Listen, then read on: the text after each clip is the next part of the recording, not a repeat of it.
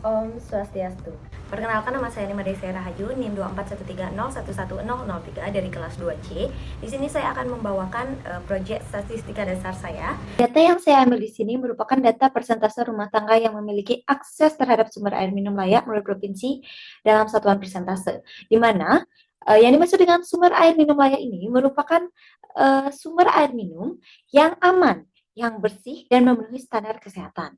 Itu misalnya PDAM atau sumur terlindungi. Nah, pada data ini menunjukkan ke 38 provinsi yang ada di Indonesia, terus persentase rumah tangga yang memiliki akses air minum tahun 2021, 2022 hingga 2023. Nah, setiap angka dalam kolom data ini itu menunjukkan satuan persen. Di mana misalnya pada kolom Aceh itu 88,79%, yang mengartikan 88 hingga 89% rumah tangga di Aceh itu memiliki akses sumber air minum layak. Seperti itu. Sebenarnya data ini saya ambil dari BPS dengan link yang tertera di bawah ini. Begitu juga dengan data tambahan yang saya ambil, yaitu persentase rumah tangga yang menggunakan layanan sanitasi yang dikelola secara aman menurut provinsi dan tipe daerah tahun 2021 hingga 2023. Di mana di sini saya juga mendapatkan data ini dari BPS dengan perbandingan data perkotaan dan juga data perdesaan dan penjumlahan dari perkotaan serta perdesaan.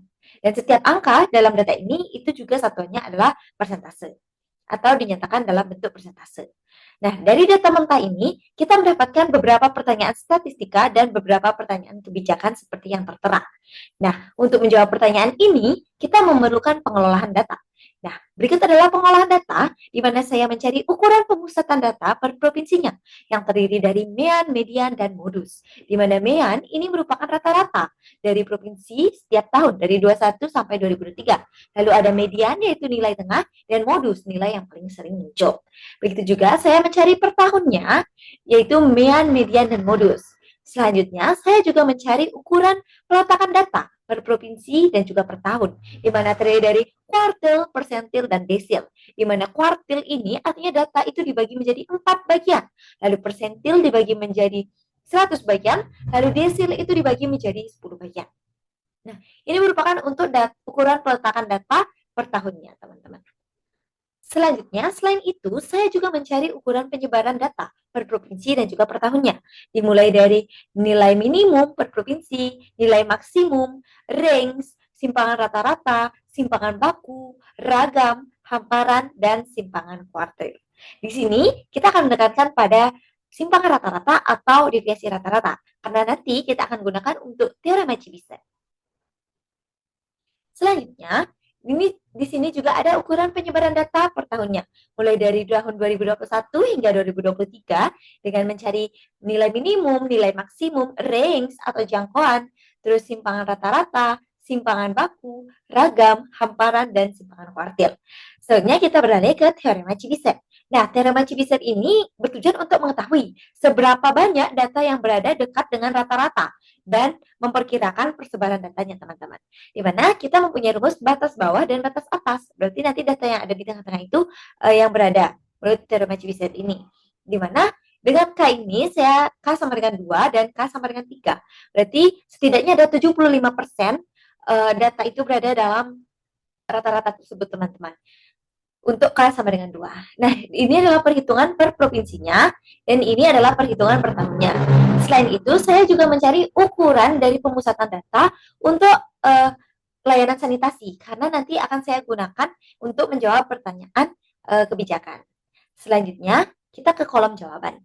Nah, pertanyaan pertama itu adalah pertanyaan tentang bagaimana tren perubahan akses air minum layak tahun 2021 hingga 2023. Nah, kita ketahui bahwa rata-rata tahun 2021 hingga 2023 itu meningkat, teman-teman.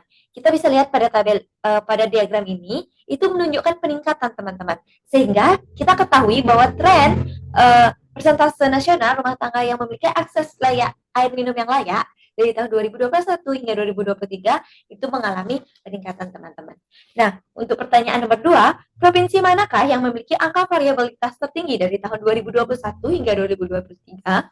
Nah, kita bisa mencari menggunakan range-nya, range provinsi, min dan max. Kita bisa lihat dari semua range yang ada di sini, itu Kepulauan Bangka Belitung lah yang memiliki angka variabilitas tertinggi, yaitu dengan angka 8,24 teman-teman. Ini. Selanjutnya, untuk pertanyaan nomor 3, provinsi manakah yang selalu berada di bawah standar rata-rata nasional dalam akses air minum layak? Nah, kita bisa melihat dari rata-rata nasional, teman-teman. Rata-rata nasional itu adalah 90, 91, dan 91,72 ini per tahunnya. Sehingga kita dapatkan provinsi yang selalu berada dalam di bawah standar rata-rata nasional itu ada yang saya warnai warna pink ini. Aceh, Sumatera, Riau, Jambi, Sumatera Selatan, dan seterusnya, teman-teman. Nah, untuk pertanyaan nomor 4, seberapa besar standar deviasi akses air minum layak antar provinsi tiap tahunnya? Dari tahun 2021 hingga 2023. Nah, ini adalah standar deviasinya dari 8,33 pada tahun 2021 menjadi 7,73 pada tahun 2022 dan 7,63 pada tahun 2023, teman-teman. Selanjutnya, untuk pertanyaan nomor 5, provinsi yang mengalami peningkatan air minum layak dari tahun 2021 hingga 2023. Nah, kita bisa lihat di sini bahwa provinsi yang mengalami peningkatan air minum layak paling stabil dari tahun 2021 hingga 2023 itu adalah Nusa Tenggara Barat, teman-teman. Kita bisa lihat perubahannya dari tahun ke tahun itu 0,8 hingga 0,63, sehingga dia itu stabil, teman-teman, dari tahun ke tahunnya. Selanjutnya, untuk pertanyaan nomor 6, seberapa besar kesenjangan antara provinsi dengan akses air minum tertinggi dan terendah dalam 3 tahun terakhir? Nah, pada tahun 2021 yang tertinggi itu adalah DKI Jakarta, sedangkan yang terendah itu Papua, teman-teman. Sehingga range-nya atau selisihnya itu adalah 34,94. Selanjutnya pada tahun 2022 itu ada tertinggi Bali dan terendah itu Papua dengan range-nya 33,03, dan pada tahun 2023 itu ada yang tertinggi DKI Jakarta dan yang terendah itu Papua dengan range-nya 32,93. Nah, kesenjangan ini tuh kita bisa lihat menurun dari tahun ke tahunnya. Sehingga kesenjangan antar provinsi dengan akses air minum tertinggi dan terendah untuk setiap tahunnya itu mengalami penurunan, teman-teman. Berarti ini mengartikan bahwa kebijakan pemerintah itu sudah mulai merata, teman-teman. Selanjutnya, untuk pertanyaan nomor 7, provinsi manakah yang berada pada frekuensi 50% terbaik selama 3 tahun terakhir? Nah, kita mencarinya ini data-data provinsi yang 50% terbaik, teman-teman, dari ke-38 provinsi tersebut yang saya warnai dengan warna pink ini, teman. Selanjutnya, untuk pertanyaan nomor 8, berapa persen provinsi yang memiliki akses air minum layak dalam rentang 2 simpangan baku dari rata-rata 2023? Nah, kita bisa lihat di sini rata-ratanya itu adalah 91,72 dan standar deviasi atau simpangan bakunya itu adalah 7,63, di mana kita bisa mencari rentangan 2 simpangan baku yaitu 76,44 sampai 106,99. Sehingga dari tersebut provinsi-provinsi yang berada di antara 2 simpangan baku pada tahun 2023 ini itu adalah sebanyak 29 provinsi. Provinsi itu terdiri dari Papua, Kalimantan Selatan, Kalimantan Tengah, Sulawesi Barat, Papua Barat. Dan itu yang termasuk ke dalam rentangan 2 simpangan baku, teman. Untuk pertanyaan nomor 9, bagaimana distribusi persentase rumah tangga yang memiliki akses terhadap air minum layak antar provinsi tahun 2021 hingga 2023? Nah, kita bisa lihat dari rata-rata nasional dan simpangan baku, disimpulkan bahwa dari tahun 2021 hingga 2023 itu menunjukkan kecenderungan yang semakin merata dari tahun ke tahunnya, teman-teman. Sehingga ini mengartikan bahwa pemerataan pembangunan yang dilakukan oleh pemerintah itu sudah membaik dari tahun ke tahunnya. Karena kita bisa lihat bahwa terjadi pengurangan atau dari simpangan baku 8,3 menjadi 7,7 hingga menjadi 7,6. Sehingga dan rata-ratanya itu juga semakin meningkat, teman-teman. Jadi akses pemerintah itu sudah bagus. Untuk pertanyaan 10, provinsi mana yang mengalami keterlambatan peningkatan akses air minum layak selama 3 tahun terakhir? Nah, kita itu mencari selisihnya, teman-teman. Di sini kita ketahui bahwa provinsi yang memiliki paling lambat kenaikan dari tahun ke tahunnya itu selama 3 periode itu adalah Provinsi Kalimantan Tengah, Kalimantan Selatan, dan Sulawesi Tengah, teman-teman.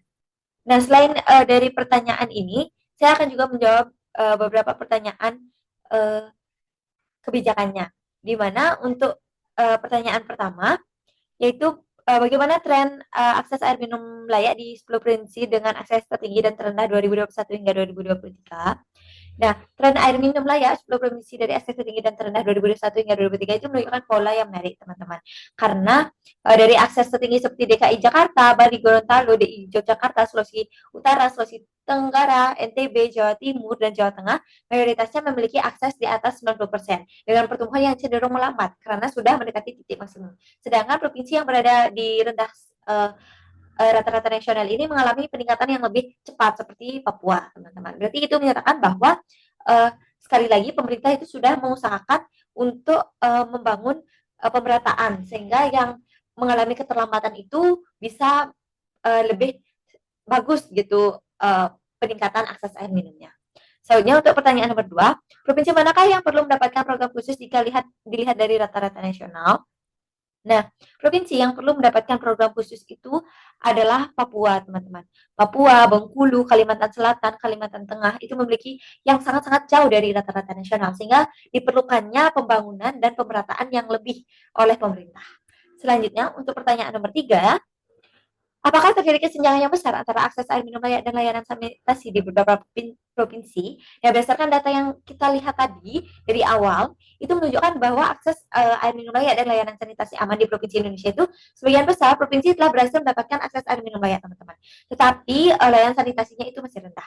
Nah, kesenjangan ini menunjukkan masyarakat itu mendapatkan akses yang air minum yang bersih itu layak, tetapi layanan sanitasinya itu tidak bagus dan itu bisa mempengaruhi ke depannya karena layanan sanitasi ini kan pengolahan air, pengolahan limbah, nah teman-teman. Ketika layanan sanitasi tidak ada atau tidak dikelola di setiap rumah tangga, nanti akan bisa mempengaruhi kualitas air yang didapat. Sehingga pemerintah perlu meningkatkan lagi layanan sanitasi supaya lebih merata di setiap provinsi, teman-teman. Nah, selanjutnya untuk pertanyaan nomor 4, mengapa masih ada rumah tangga yang bisa minum air bersih tetapi tidak punya layanan sanitasi yang aman? Apakah artinya kita membiarkan masyarakat sehat hidup sehat di satu sisi tapi tetap hidup di lingkungan yang kotor? Nah, seperti yang saya jelaskan tadi, memang ada beberapa kesenjangan antara layanan sanitasi dan akses minum air layak.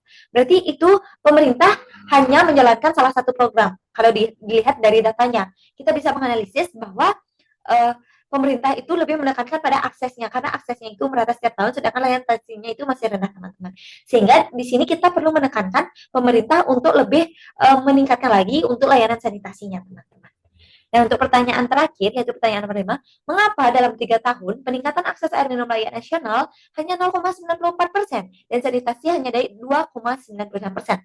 Apakah kita sudah cukup agresif untuk menangani kebutuhan dasar ini?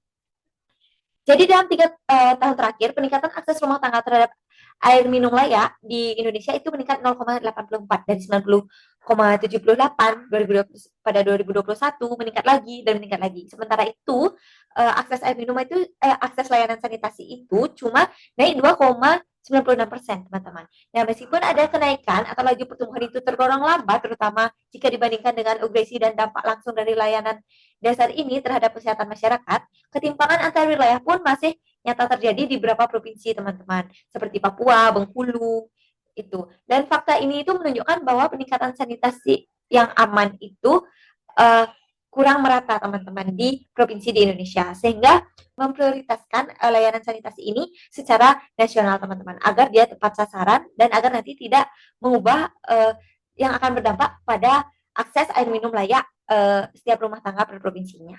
Nah, selain itu, saya juga menyajikan data-data tadi dalam bentuk diagram.